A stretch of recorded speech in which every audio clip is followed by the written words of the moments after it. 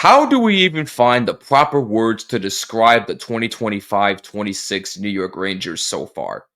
It's going to be tough, but we're going to try. What's going on, Rangers fans?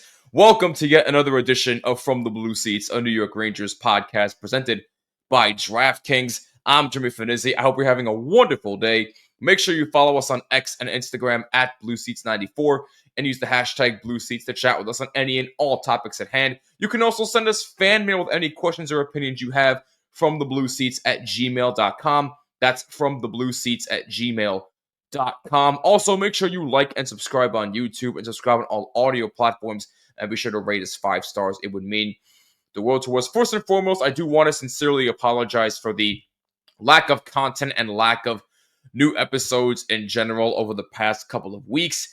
Life is lifing yet again, and I've had a very busy holiday season so far with Thanksgiving being recently. And for our American audience out there, we hope you had a wonderful Thanksgiving with all of your families and your friends and all your other loved ones. And we hope that you are gearing up for another awesome holiday season. But that is beside the point. I am back. I'm thrilled to be back, but not exactly thrilled with what I've been seeing from this team 2 months into the season. And I'm really just trying to find the proper words to describe who exactly this team is, but I recruited some help to try and help me figure it out. He's a regular contributor to the show, the host of Mind Your Pucking Business. He might as well be my co-host. I always make the joke that's how often he's on this show. Please help me welcome back on the one and only Jeffrey Krentzman. Jeffrey, it's been a while, my friend. I hope you and the family had a wonderful Thanksgiving. How's everything with you? I am good. I am glad to be here with you, Jimmy. It is always good, and you do some great work. So I'm looking forward to it. I appreciate that as always, my man. So I'm struggling here, man. I'm really struggling. We'll get to our monthly evaluations in a little bit here on this episode, but I need some help because this Ranger team really has me puzzled. I know it's only 2 months or nearly 2 months into the season. I get that there's still a lot of hockey left to be played, but at this point, who even is this team? I mean, on the road, they look like the best team in the NHL. They have, at the time of this recording, it's December 1st. They have 11 road wins, which is the best in the league. But they only have 2 wins at home. 2. I believe, last time I checked, they're 2-8-1 at home. I forget exactly what their road record is. I think it's like 11-2 and something. I forget. But they have 11 wins on the road, 2 wins at home, and I actually looked this up before. This will actually blow your mind. The New York Rangers this season have scored a total of 54 goals on the road this year. You know how many in total they've scored at home? 17!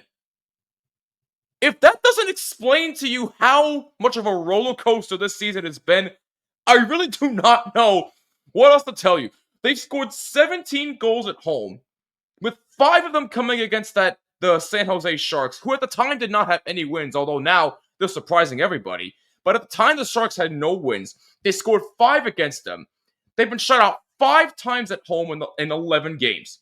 And starting tomorrow, December 2nd, again, it's December 1st at the time of this recording, starting tomorrow, December 2nd, they will play 7 of their next 10 games at home, and it starts against the Dallas Stars. I really don't know what to expect. I really don't. Other than just the fact that at home, at least, this team is just so frustrating to watch. I know more home wins are going to come, but at this point, Jeff, they got to start looking like the team that they have been looking like on the road. I mean, I've always said this, good teams find ways to win at home. They're an excellent road team. Right now, this team is not good. They're just not good at home. I don't know the proper words to describe how I feel about this team, but can you help me out here, Jeff? Because I'm really struggling. Well, I think the short answer is that the team is not very good. If you take out, forget looking at them on the road, forget looking at them at home. Let's just take the overall picture, which is really what matters at the end. And you take their record. They're what, a game under 500 or something like that. they might be lucky to be that. The team is not good. If you look at the players at the beginning of the year that anyone would have said needs to perform if the team is going to go far, they're not really performing. Like I said over the summer, and I stand by it, even though it just hasn't happened, that if there's a player that needs to take the next step, it's Lafreniere. He's done nothing. I mean, there's games you don't even know he's there. Panarin has been streaky. I mean, if you look at how he was until he shaved his head, he was bad. JT Miller has regressed about 96 levels. I have no idea what's going on. He has to be hurt. That is the only theory I can come up with on JT Miller. I've said the same thing about him. So I think to answer your question, I think the team is not very good. The split, the home and road split is definitely bizarre. But at the end of the day, the team is just not that good. I mean, look, they're 13, 12, and 2 at the time of this recording. And like you said, they're lucky to be that, if I'm being honest with you. Because I agree with you. I mean, look, again, 11 road wins, that's nothing to sneeze at. I have nothing but good things to say about them on the road. But at home, it's like they're a minor league team. Or like, heck, even a Pee-wee team for that matter. That's how bad they've been at home. There are a couple of positives, though. Again, mainly on the road. But overall, there are a couple of positives that I have seen that I have really liked. For example, you mentioned Artemi Panarin. I get that he's been streaky all year long, but recently he has become a little bit red hot. Zibanejad has been a little bit red hot recently. Lafreniere, I like to see more from him. You're right, he's done nothing so far. But the guys that people seem to complain about the most, other than Lafreniere, have been Panarin and Zibanejad.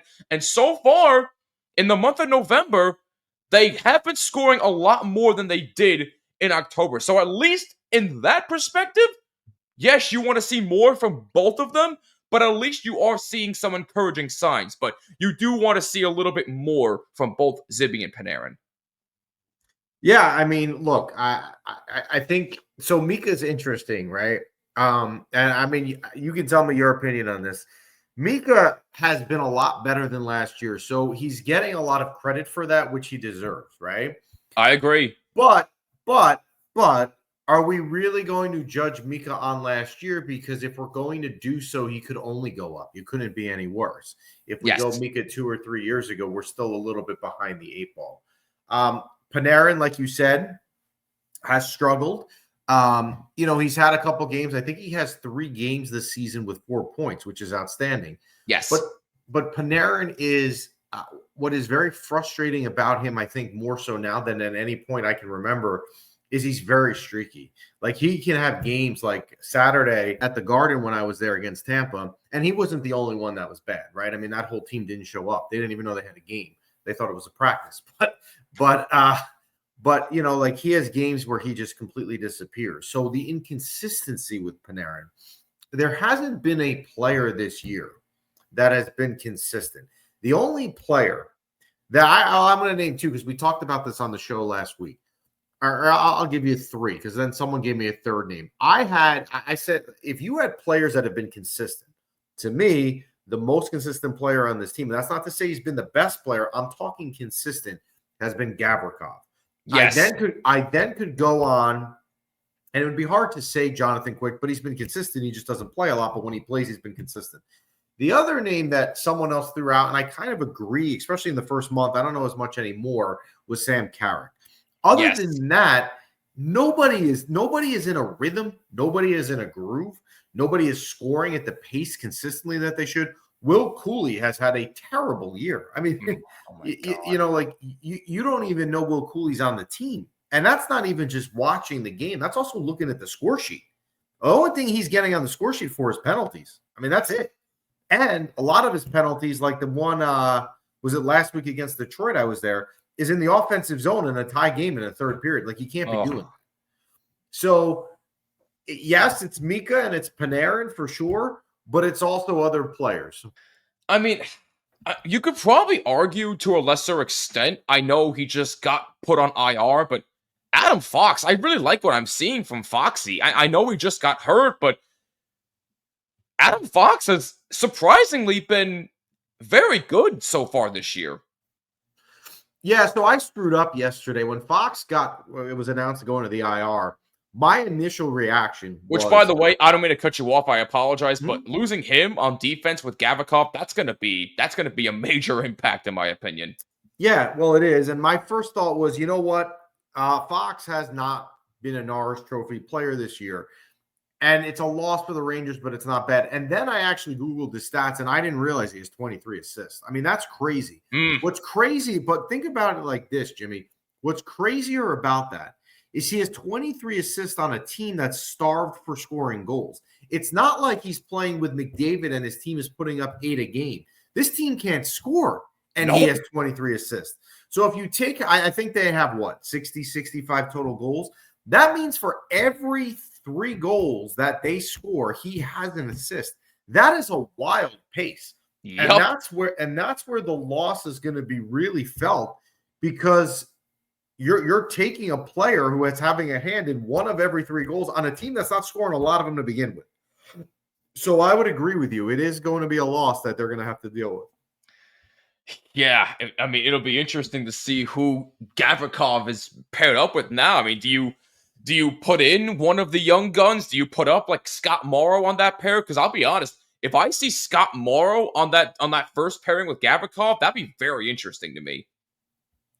Yeah, well, I think, look, if you want to try and use the saying, you want to make lemons out of lemonade, and you try and figure out like what could be the positive to come out of this. This is definitely an opportunity for Scott Morrow, right? Now he's still young, so it's not like you can't ever expect him to come into this role and fill it like he's a 6-year veteran in the league. He's not, but he's going to have an opportunity here to showcase his skills a little bit more. Today at practice they had, which I think is which is so dumb, but I'm at this point I don't even know what the answer is. But they have 5 forwards on the power play, right? So they're Yes. basically telling you, look, we take Fox out of the lineup, and we feel that our best fit are to put 5 forwards and not even have a defender. That will tell you what they think about the other 5 or 6 defenders offensively, that none of them can crack the first power play, and they'd rather put a forward in that slot. I mean, that's super bizarre. Like when you tune in tomorrow night against Dallas, hopefully they have a power play at some point. I mean, I kind of want to see here what is going on with the 5 forward power play. I mean, it's been tough. It's been tough trying to get power plays because if I'm not mistaken, before the game in Boston, where I live streamed that Thanksgiving showdown, in which Mika scored 2 power play goals in 45 seconds, which was insane, by the way. But before that, I read a stat that I forget how many penalties exactly the Rangers have taken, but they've drawn less penalties. I think at the time they've drawn only 8 penalties within a span of however games, as opposed to how many they've actually taken, which means they've barely gotten any power play time whatsoever. That's concerning, especially when you have a coach whose coaching staff knows how to make a power play a little bit better. So it's tough to get that power play time when you're barely drawing any penalties. Oh, and can I mention the discipline factor for a second? Because look, the penalty kill is ranked 19th. It's not even in the top 10. I've always said the penalty kill has been a major strength for this team, but this year, no, it's not. The penalty kill has had a massive decline. I don't know if it's just a mental thing that's going on, but the discipline factor is just it's not there. I don't get it. Well, yeah, I mean they have definitely had more time on the PK than the power play for sure. You can't win. Look, you can't win in this league if you're going to give up more penalties than you're going to draw. Especially, well, you can, but it can't be at the level of a disparity that they're at right now. Early in the season they were very good on the PK this year. I think they were number 1 in the league actually after 3 weeks of the season, and then it's kind of come back to earth. Now, I think part of that was if you look at how Igor started the year, he was out of his mind for the first 2 weeks, and therefore your PK is going to go up. But yeah, I mean, look, they need to get more power play chances, and they also need to finish on the power play. One thing that is strange about the power play to me, obviously you're going to judge a power play on if they score or not. That's exactly how it should be judged. But I will say this: I do think that their puck possession on the power play especially the first unit, has been really good. That is fair. That is fair. Yes, They've kept the puck in the zone. What they're not doing is finishing. And it seems like what's and it's happening 5-on-5 also. There's a hesitancy to shoot the puck.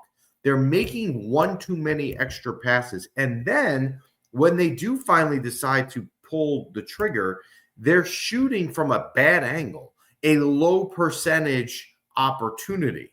So, hopefully they'll get more power play chances, but they've got to do better with the shot selection. You do make a point there. I mean, it has looked good in some aspects, but you're right. They just have to finish. And speaking of the shooting, I've got something to say about that. But first, I'm going to try something different here. I'm going to do a live read from our sponsors at DraftKings. Guys, in hockey, we got spinoramas, Michigan goals, and a sprawling save across the crease. We got so many things going on in the NHL. You can live and breathe all the highlight moments with DraftKings Sportsbook, an official sports betting partner of the NHL. And new customers, this is for you. If you bet just $5, and if your bet wins, you'll get $200 in bonus bets instantly. All you have to do is download the DraftKings Sportsbook app and use code THPN. That's code THPN to turn $5 into $200 in bonus bets if your bet wins. In partnership with DraftKings, the crown is yours. Gambling problem? Call 1-800-GAMBLER. In New York, call 877-8-HOPENY or text HOPENY at 467-369. In Connecticut, help is available for problem gambling. Call 888-789-7777 or visit ccpg.org. Please play responsibly on behalf of Booher Casino and Resort in Kansas. Pass-through or per-wager tax may apply in Illinois. 21 plus. Age and eligibility varies by jurisdiction. Void in Ontario. Restrictions apply. Bet must win to receive bonus bets which expire in 7 days. Minimum odds required. For additional terms and responsible gaming resources, see dkng.co/audio. Limited time offer. Copyright NHL 2025. All rights reserved. Let's get to the shooting, shall we? Because, first of all, I'm sorry that you had to go to Tampa and witness that piss poor performance, Jeffrey. But the game in Carolina, in which they won, by the way, 4-2. Correct me if I'm wrong here, but they got outshot by something along the lines of 39-17, if I'm not mistaken. And they still won the game. In the game against Tampa, they only get 11 shots on goal and lost. I don't even know how to explain the hesitancy to just shoot the puck, which has been another complaint I've had in the 3 years now I've been covering this team on this network? What's the hesitancy? Just shoot it. I don't care if it goes wide. I don't care if it goes off the glass. There could be a deflection somewhere. You never know. Just shoot the puck. Good things happen when you shoot. What's the hesitancy? I don't get it. And very rarely are you going to get outshot by a wide margin like that and win, with the exception of Carolina. But when you only have 11 shots on goal like you did against Tampa, that's alarming. It's really, really concerning. And at this point, I don't even know how the hell they fix it. Yeah, you know what? This is something I've been talking with people a lot. Like, it's not one thing. It's easy. A problem is easy to fix when there's one problem, right? When there's one thing that needs attention and there's one thing that needs to be solved. I don't know where you start here. I really don't. So I was there Saturday. You talk about the 11 shots. I have been to some awful games in the past year. I've been to more terrible games this year than any year in my life. Ugh. I was at the Buffalo game last year. They got blasted 6-2. 2 weeks later, I was in Philly the day after Thanksgiving, where they had 2 shots in the first period, and Mika missed the chance in front of me in the empty net to tie it in the last minute. I mean, I've been to 5 home losses this year in the last month and a half.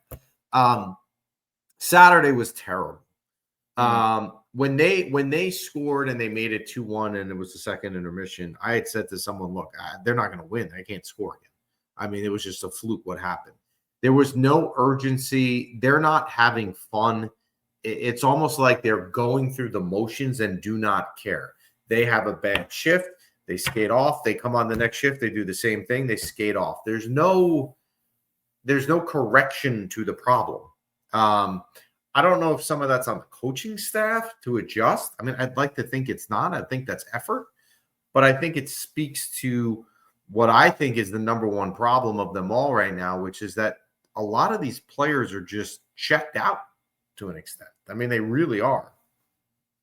Yeah, I mean, I don't think it's really fair to blame coaching. I mean, Mike Sullivan's new to New York. I mean, he's a back-to-back Stanley Cup champion with Pittsburgh, for crying out loud. We can't question Mike Sullivan and his coaching staff just yet. It's only year one of this new regime, so everybody needs to calm down about that.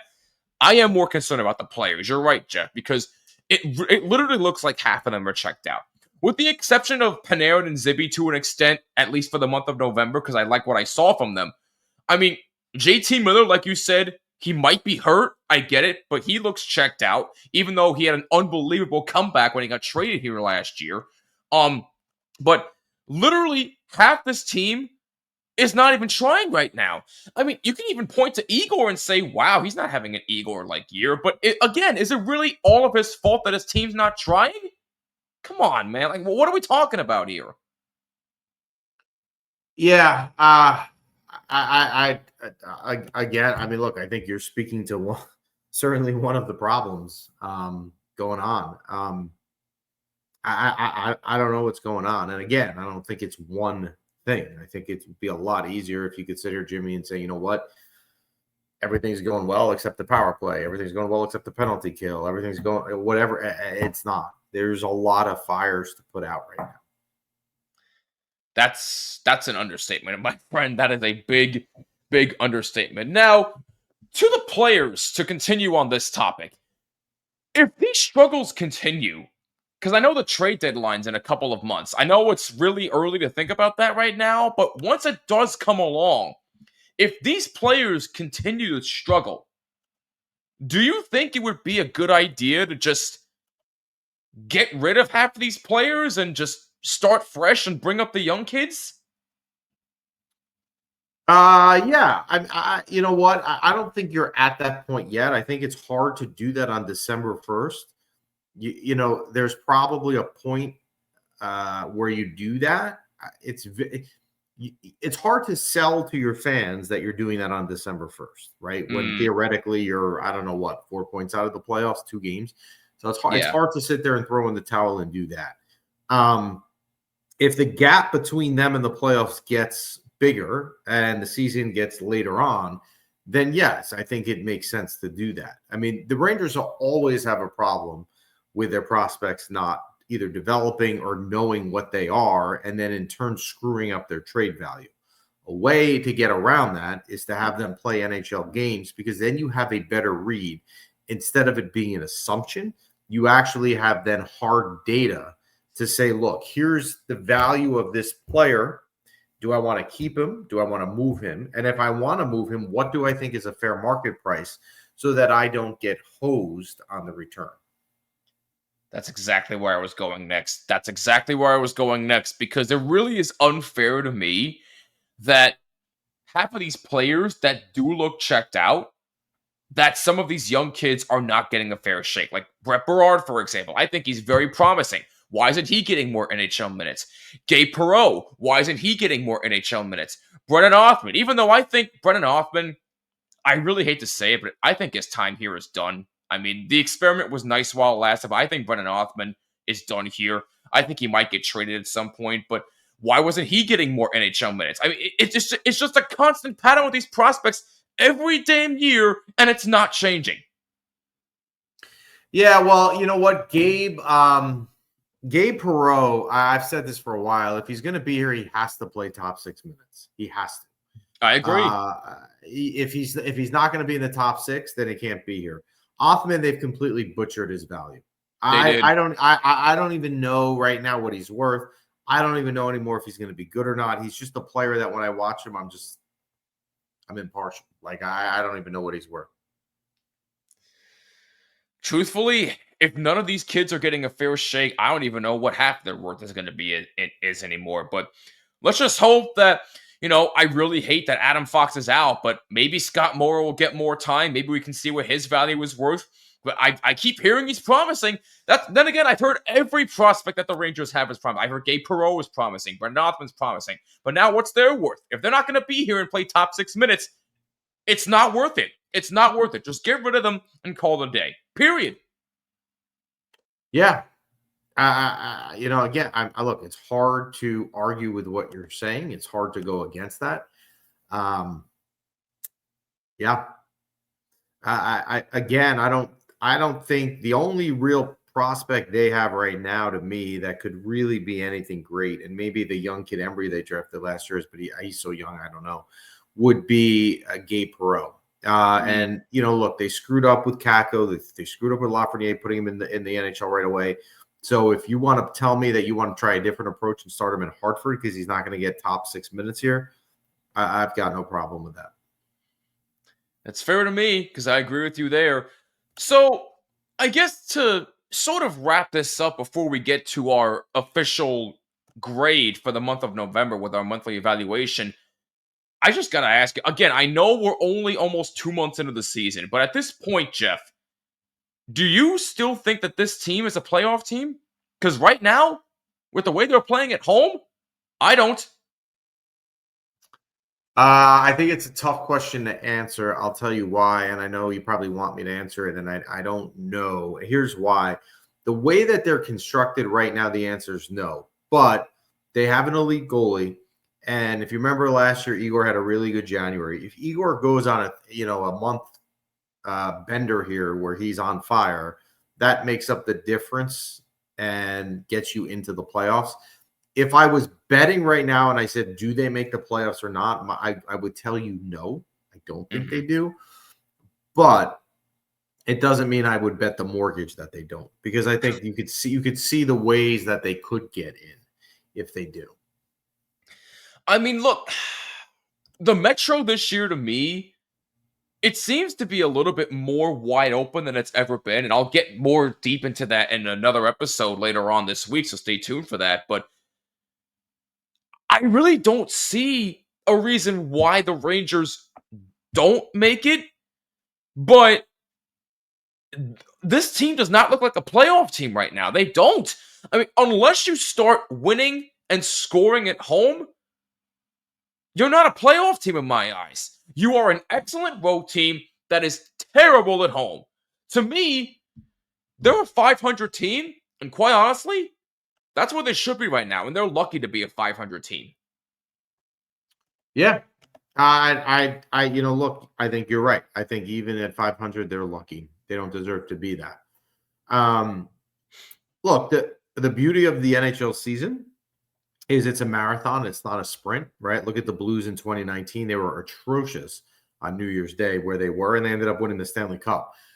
Again, would I bet the mortgage that this is what's going to happen here? No, but it just shows you that you can't sell off yet. You can't give up on the season. You can be concerned for sure, and you have every damn right to be concerned if you've watched this team play. I have no idea why they are so different on the road. It makes if you I don't know if you could do this, but if you watch them and you watch a game and you didn't know if they were home or away, right? They were just, let's say that the Rangers were in a pink jersey, the other team was in an orange jersey, right? You don't see the logo on the ice. You don't know who's home and who's away. You would look at the Rangers totally different at home versus how they were away. I mean, you really would. I have no idea why they're playing so different. And if anything, you would think if there was one venue that they would be better in than the others, it would be home. And it's the polar opposite. Yep. I 100% agree. I don't understand why they're struggling so much at home this year. It doesn't make any sense to me whatsoever. Nor does it make any sense to me why they're the best road team in the NHL. Make it make sense. But overall, for the month of November, just to sort of wrap things up here, I gave them a C for the month of October. I'm going to have to give them a C again for November because I'm literally seeing the same damn thing from October. The only difference is, again, like I said, Panarin and Zibanejad, I like what I'm seeing for them, but I do want to see more. And if I don't see more from Alexis Lafreniere, you might as well just cut your losses now and cut bait with him, even though you just signed him to a lucrative 7-year contract extension. But you got to figure out something with him. But overall, I'm going to have to give them for the month of November, I'm giving them a C again. Yeah, I look, I would say that's probably fair, right? Home record, they certainly wouldn't be an A, they wouldn't be an A, but they would probably be an A on the road. So Well, I think if you yeah. kind of you take the law of averages, and the average is a C in the middle, so I Yep. would be fine with a C. And just because I'm annoyed that I've been to 5 games and see them lose, I'm going to change it from a C to a C minus, just to give them the extra kick in the nuts. Hey, listen, I don't blame you. I mean, you've experienced way more than I have. I mean, you have every right to give them a C minus. But for me, again, it's the same grade as October. That would definitely be a C. But again, Jeff, before we let you go, as always, let people know where they can find your show and where they can find you on social media. Sure. Mind Your Plug Business. We're live on Wednesday mornings on YouTube and Instagram and Facebook. You can download the recap if you want on Spotify or Apple Podcasts. And you can certainly find us on Instagram at Mind Your Puck Business, all one word. That it never stops there. It's like a 24/7 thing. So yeah, you can find us. And thank you for having me, Jimmy. It's always good coming on with you. Hey, it's always a pleasure to have you on. You know you're welcome back anytime, my man. Thank you so much. All right. Thank you, Jimmy. You know, with Jeff around, he always seems to know the right things to say when it comes to this team. So he really helped me figure out how to describe the 2025-2026 New York Rangers, and that is they make no sense so far. But that is going to wrap it up for this edition of From the Blue Seats, a New York Rangers podcast. Thank you so much for tuning in. Huge thank you to Jeff of Mind Your Pucking Business for joining us once again. If you like what you saw or heard, make sure you hit that like button on YouTube and subscribe and hit that bell so you're notified of all episodes that are posted. You can also subscribe on Apple, Spotify, YouTube Music, wherever you listen to your podcasts. And be sure to rate us 5 stars. It would mean the world to us. And follow us on all social media, X and Instagram, at BlueSeats94, and use hashtag BlueSeats to interact with us. And let us know what your thoughts on this episode are. How would you describe the 2025-26 New York Rangers so far this season? Also, send us fan mail with your thoughts from the Blue Seats at gmail.com. That's from the Blue Seats at gmail.com. I'm Jimmy Fanizzi. This is From the Blue Seats, a New York Rangers podcast. Go Blue Shirts, and we'll catch you next time. Peace!